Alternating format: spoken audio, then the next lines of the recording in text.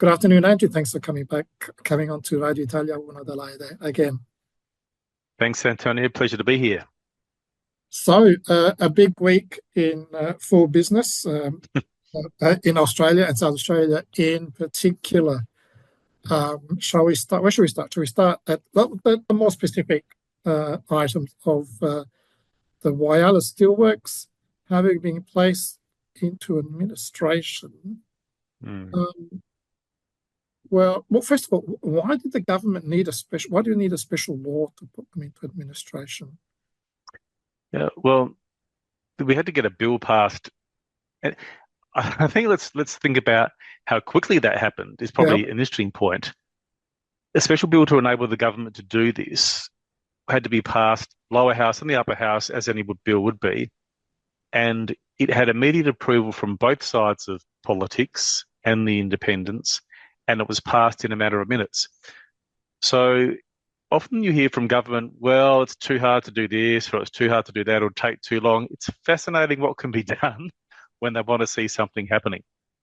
And yes, and this bill enabled the government to take control here and place GFG or Steelworks into administration, and knowing that there was obviously a relationship here with government where GFG had been supposed to be paying royalties to the government to run this operation. And effectively, as we know now, they hadn't been paying. They owe the government money. They owe SA Water money. And they owe a lot of small business owners and contractors right throughout Whyalla money as well. And I'm assuming you're not translating me today, so I'll keep talking. Yes. I was in Whyalla nearly a year ago and was first brought to my attention by a local business owner that he wouldn't deal with the steelworks because he hadn't been paid for the previous work he'd done. And when I asked a few others, you started to get a sense that this was a far bigger issue than perhaps we realised. And of course, in the months that followed, the government uncovered more of that. And we've really seen quite a concerted campaign started by the media with the advertiser, generating public awareness and perhaps public groundswell of opinion against GFG, and then the government coming in to take over. And I think it's the right option. I think what we were seeing is, the saying "death by 1,000 cuts" for this entity. We knew they weren't paying contractors. They would regularly come back and say, this is going to happen, or we're going to refinance, or that's going to happen soon. That there was always this sense of they're kicking the can down the road, and I don't think the government really had any choice but to find a circuit breaker, and that was putting them into administration. Now, normally you don't celebrate when a business goes into administration because it means they're unable to pay their debts. But in this instance, I think it had to happen, and it's the start of, hopefully, a recovery for the steelworks in Whyalla. And I've seen announcements of a 2.4 billion package combined by the state and federal government. What does that consist of? Well, the most important part of that is it's a small amount in the scheme of things, but there's a $100 million support package for businesses in there, 50 million of which is going to pay off the businesses who are owed money by GFG. Okay. So the creditors to the business, they'll be paid. Because what we know, Antonio, is that these little businesses have been having to pay staff out of their own money because they're not getting any money back from GFG. And they've got creditors they owe money to. So as you go down the supply chain, this thing just multiplies. And then it impacts the local economy, because if you're a local tradesperson and you normally go shopping and spend your money in Whyalla, well, you haven't had the money to spend. So this is good news. The bigger part of the money going, a couple of $2 billion, which is part of the feds and the state government combined, is about getting the steelworks into shape, because when the steelworks haven't been running, or certainly running to their optimum capacity, there hasn't been money spent on upkeep. They're going to have to Yeah. spend a lot of money just to get this place back into shape and then support, hopefully, a new owner who takes it over and can generate that steel-making facility again for not just South Australia, but for Australia, because it's a critical piece of infrastructure. Yes, I keep on hearing and reading that it's an important bit of national economic sovereignty. It makes particularly high quality steel, but also it's apparently a fairly small operation. And does that mean maybe it really needs to upscale to be viable in the long run? Oh, look, if you hear, I was at a lunch today where it's interesting. We're not in election mode yet, but we are in election mode because the Premier spoke, the Prime Minister spoke, Peter Dutton, the leader of the opposition, spoke, and the Premier spoke about the billions of dollars that GFG have already generated from that plant, even operating at a minimum of its capacity. So, and yet not being able to meet their debts and pay their creditors. So it should be a viable offering if it's scaled up to its full potential. And I think you talked about sovereign capability. When you're a company with the rich mineral capacity that Australia has, you really shouldn't be importing all your steel in from China or somewhere else. And we know that during COVID, we got a sense of what it's like when you cut off from the rest of the world. We're obviously going through somewhat turbulent times from a trade perspective and geopolitically around the world now. We want to ensure that if we have capacity to make something, it's being made on our own shores. And for South Australia and our economy, steel's a big part of that. Yes, important constraint. So you said we're not in election mode, but we really are. And interesting, I've got a video clip, actually must have been in our last interaction, and I've put that clip on as my pin, I guess, on YouTube. You said every business you speak to says they can never have enough events in South Australia. And there's one on right now. Apparently, I'm not following too closely. There's golf thing. And I think I read there was a apparent bid by Victoria to try to take it away. Yeah. Well, we had Live Golf here last weekend. Very successful event. Live Golf brought in a significant number of international and interstate tourists. It's a bit of a different audience to some of the other things we do, but heavily supported by interstaters. The Vics were having a look at it. The government's locked it in until 2028. Part of that is they're going to literally rebuild the North Adelaide golf course on the edge of the city there and create a world-class resort golf course. Greg Norman, the famous golfer, will design it. He has connections to Live Golf, so you can see the deal being done there. Where you get to keep the golf, he gets to build the course, everybody's happy. But this is, I think anyone who's been to Live Golf at Grange, they would have seen it's an incredible event, but it's very difficult to get in and out of because it's not geared up for the traffic. There's a lot of congestion both ways. To hold an event of this scale, literally in the heart of the city, with people going back and forth across the bridge into the CBD, it will be fantastic. And there's obviously a few people from North Adelaide a bit upset, but they're going to get a world-class golf course that for 51 weeks of the year is theirs, and they should be reasonably comfortable with that.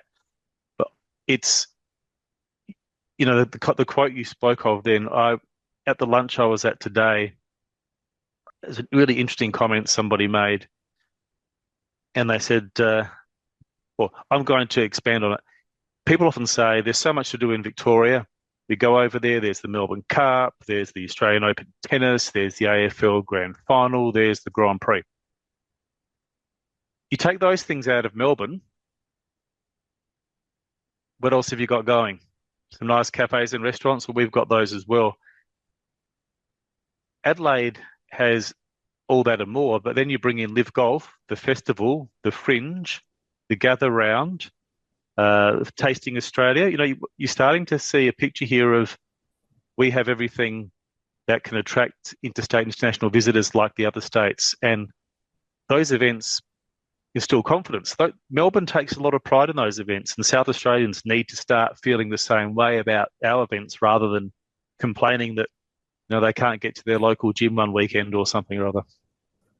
Yes, I have a friend who used to work for, it must have been John Bannon years ago when the Formula One was in Adelaide, and he was a bit jaded by some of the negative comments about those few days of apparent disruption. Okay, so actually let's have a very short break for some messages from our sponsors, and we'll come back to speak to Andrew Kay.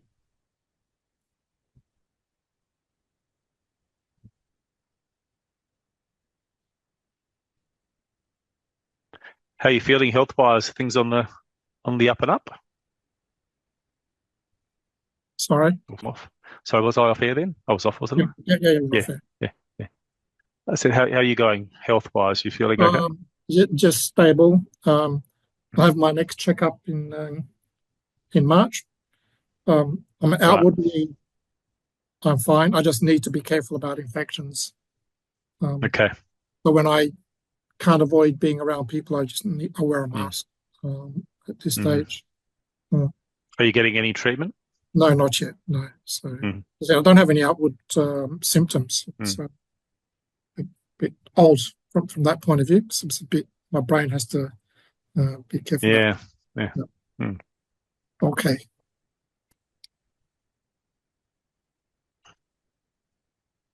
Ecco, abbiamo sfumato Adriano Celentano con I Want to Know e torniamo a parlare con Andrew Kay, CEO del South Australian Business Chamber.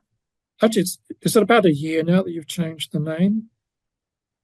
Yeah, it would be. It would be pretty close to a year from Business SA to the South Australian Business Chamber. Yes. Okay. And one of the things you do is, apart from offering services to businesses in South Australia, but you keep your pulse on general economic conditions and what it's like to do business. I'm guessing that the change in interest rates might have given a bit of a fill-up in the last few days, but what are you seeing? What are you hearing? Yeah, our most recent survey was taken in December last year. Those results come out next Tuesday, which means the impact of interest rates won't have hit. And I can't give too much away, but you can look at our website on Tuesday, and I'm sure you read about it in the media. But aside from the regular questions we asked questions around energy and the sources of energy that people were keen on seeing used to provide power in South Australia. We also asked businesses if the government could do one thing, what would that be for their business? So there were some very interesting responses there. But in terms of the general sense prior to the interest rate cut, it's quite sector specific, and I think we might have talked before, I don't know, about the two-speed economy, that if you're in a business that has government contracts, that you're part of the government supply chain, life's pretty good for you, because there's a lot of government work at the moment you see, whether that's through defence or through infrastructure, the roads, hospitals, etc., being built. Outside of that, whereas the private sector investment, it's somewhat sluggish, and certain sectors, hospitality has found it very hard. Retail, construction is another one. Where there's discretionary spend, in the sense of where people spend what's left over, or they have a choice whether they need to spend that money or not, things have been slow. And we all hear stories about restaurants and cafes on a fairly regular basis going under. So that's quite obvious. An interest rate cut, even though it's only 0.25%, and it's only one, and we have seen 12 interest rate increases right in the last couple of years, it just gives people some sense of optimism. And it brings hope. It's not enough to cause an inflation spike in the economy that will see us have to increase rates again, but it just makes people feel a little bit better and give them the sense of maybe there's another one on its way. Having said that, the Reserve Bank governor was very clear in her comments after the meeting not to get too excited that there's interest rates in the offing anytime soon. We might get another one at the back end of the year. She was definitely trying to dampen that talk down, and that could be as much about her wanting to say to people, don't rush out and spend it in a hurry and spike our inflation up again. Just hold tight there for a moment. But it's good news. It's good news. Yeah, I think it's good news for interest rate holders, for mortgage holders. It's not good news if you're mortgage holders. Not good news if you're trying to save money potentially. Yeah, so all our retirees who've got built up savings probably to get a bit less the return. But that was consistent with what you're saying about people holding back on their spending and in certain areas being a bit soft, not so strong, because the labour market remains pretty strong and wages, I understand, wages are going up at a reasonable pace on average. So purchasing power should be at least stable for a lot of households. Yeah. Look, wage growth, the numbers came out yesterday. They've slowed a bit, but still, given what they've been over the last couple of years, purchasing power is holding up. But we have seen, and anyone who goes to their supermarket will have seen certain items have just escalated well beyond wage increases. And a lot of this indirectly has been to do with the cost of energy. Yeah.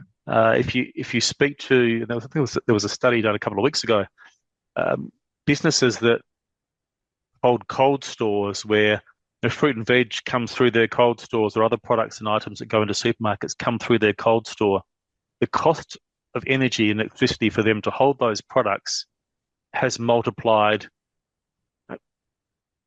10, 20 times in the last couple of years. So they're having to pass those costs on. So along that supply chain, everyone has seen an impact, and often it's just been driven by that cost of energy or electricity. And by the time it hits the supermarket shelf, it's not a 3 or 4% increase, it's a 10, 15, 20% increase. Yeah, well, I was going to ask about a question on energy in the context of the GFG, and given that you brought it up, what does this mean for hydrogen in South Australia? And do you care as a chamber? Look, it's an interesting one. This government has, in some ways, backed hydrogen in at a time when other people have been walking away from it. And $500 million, or nearly $600 million of the money that's going into the recovery package for GFG has come from a bucket of money that was earmarked for hydrogen. So the hydrogen plan in South Australia now has effectively been deferred, as the Premier is saying. Whether we see it come back again, who knows? If those of you that follow the market will have seen some of the big players around the world and around the country, even Tricky Forrester and the likes, have exited their hydrogen opportunities in recent months. And I always say, Antonio, if you follow the money, it probably tells you where the opportunities lie. And these big investors don't see that opportunity in hydrogen right now. It might be the case in a few years' time, technology catches up, but right now it hasn't. So in some ways, it's been said this is a convenient opportunity for the government to take hydrogen off the table for a while and use that money elsewhere. But certainly, I don't think we're going to see hydrogen in South Australia anytime soon. Yes, and I think now that's put that also on the political agenda. Already seen the leader of the opposition talk about it, and for a while. Actually, I heard him this morning talking about nuclear. We won't talk about that today. Maybe it'll come up. Well, certainly maybe it'll next come time. up. Certainly it'll come up before the next election. State election, because the federal election might happen in a few weeks' time. Okay, I'll say, well, thank you very much again to Andrew Kay for coming on to Radio Italia One Adelaide, and have a good weekend. And I guess you'll be wrapping up for the gather round soonish. Yeah, well, South Australia, we've got the Fringe kicking off this weekend. There's a lot underway, and then the festival and gather round then Tasting Australia. So we're really into it for the next few months. There's a lot of things for South Australians to spend that interest rate cut on over the next few months. Actually, we chuckled when Zoe Battison was on. She was on a few years ago, saying she's got the best job in South Australia at the moment.